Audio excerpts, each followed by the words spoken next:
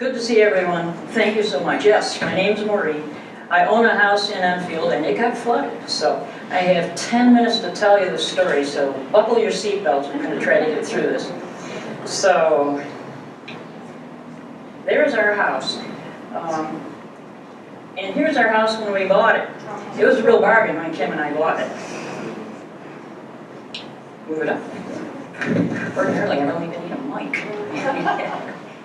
So anyways, we did all the renovations, almost all ourselves. So whenever something happens to the house, it feels very personal. So Kim asked me early on, she said, do you think we need flood insurance? And I said, yeah, we're on a side hill. And Enfield Creek is a ways down, like 40 feet, and across the cornfield. And all the water will run by us, we'll be fine. So there's Mom's house on the other side, and in between us, we call it a creek, but basically it's a drain. There's the ditches on the other side of the road, a culvert that goes over, and it empties out through. And I want you to know that our basement door, we step down into our basement like 2 steps, and there's glass on the top, wood on the bottom, and then you step down in. So as Bobby Gentry would say, August 8th, 2013, it was kind of a sleepy, sticky, hot Enfield day. I just finished painting the deck railing. I went inside to check the Weather Channel and it said 30% chance of rain. Fine, we're good. But about 7 o'clock, Kim and I began to hear thunder. We thought, that's not good. And there was 4 things that happened that night that were really lucky. And the first one was Kim said, let's get the cat and put him between us on the couch, because whenever it thunders, he races downstairs, goes under something, and you don't see him for a week. So the 3 of us are sitting on the couch, and it's starting to get really dark. I turn on the Weather Channel again, and I kid you not, the entire state was clear except for 3 little thunderstorms lined up, aimed exactly for Enfield Center, and they weren't just yellow or orange or red, they were magenta. Yikes. It started to rain, and it poured. And our neighbor reported their 6-inch rain gauge overflowed that night. So in an hour and a half, we must have got 7, 8 inches of rain, who knows. The thunder and the lightning were pretty intense, and at one point something hit really close. The 3 of us jumped, and the poor cat wet the couch. So Kim said, I'll run downstairs and get the cleaner. She comes running back going, oh my God, oh my God, oh my God, there's water coming through our stone wall everywhere, and the dryer is floating.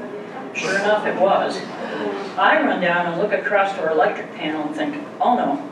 I dial 911 and said, help, we need the electric turned off in our house quick. And the operator says, I'm really sorry, but you have to call nicely. Well, you know how handy that is. Either I'm calling Albany or Netherlands or somewhere. So I say, Kim, we got to get out of this house before the water hits that panel. Get your sneakers on, tie your shoes really tight. I grabbed an empty pillowcase and stuffed the cat into it because you don't want to do anything with a panicking cat. We get to our sun porch and there was a garden hoe there. I said, take my hand, whatever you do, do not let go. Take the hoe and feel ahead of you in case there's a washout. So the 3 of us head out to the road and we stepped off. The water was up to the 3rd step, so that was like up to our thighs. The second lucky thing that happened that night is that's as high as it got. 1 inch higher, it would have gone into our 1st floor. We did make it out to the center of the road, in spite of all the caution about not going through water. Yeah, we were kind of desperate that night. It is pitch black. The thunder is roaring. All I can hear is water running all around us, and then I hear this deep rumble. You can almost feel it in your chest. And I said, that was our solar wall. And I looked at the house, and underneath the front porch, I could see all the solar lights. 26 feet of our wall, they just caved in with the flood. So we get over to Mom's house. Kim crashes on the couch, the cat goes under the couch. And I said, Mom, I think our house is going to wash away. And she was in her late 80s at that point. She said, oh dear, what can I do? I said, make coffee, Mom, make a pot of coffee. So I do run back over, and it was a flash flood. So by now the water is 1 foot or 6 inches, but it's pouring into the front of my house. I'm looking through the window in the back, and there's like 3 feet going on to 4 feet of water, and I'm afraid the back wall is going to blow out. So I'm pretty desperate, and I can't get the door open because the water's against it. So I grab my splitting axe, and I just chop out the bottom of that door, the wood panel, and just step back and watch half of my basement go by me. But because you step down, there's still 2 feet of water there. and our water pump and a lot of other things are in there, going, that's not good. I see a fire truck across the road at our neighbors. So I race over there and say, help, help, I've got like 2 feet of water in my basement. Well, they say, well, Charlie has 3 inches, but our pump is broken, and we're called in from Trumansburg, and we have to go back to Trumansburg to the station, so they left.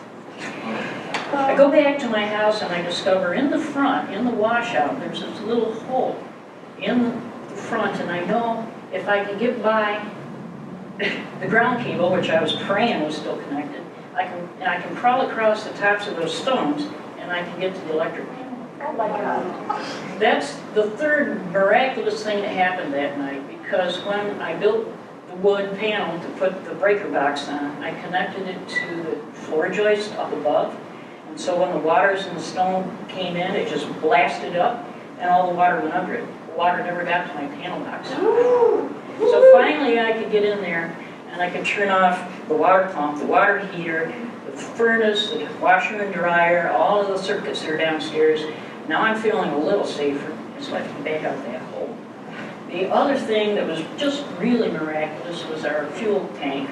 It was down there with, 275 gallons of fuel oil, and the force of the water pushed it sideways about 5 feet, spun it around, but it never tipped over. And the fuel line kinked off so that we never lost any fuel oil in that mess. How lucky was that?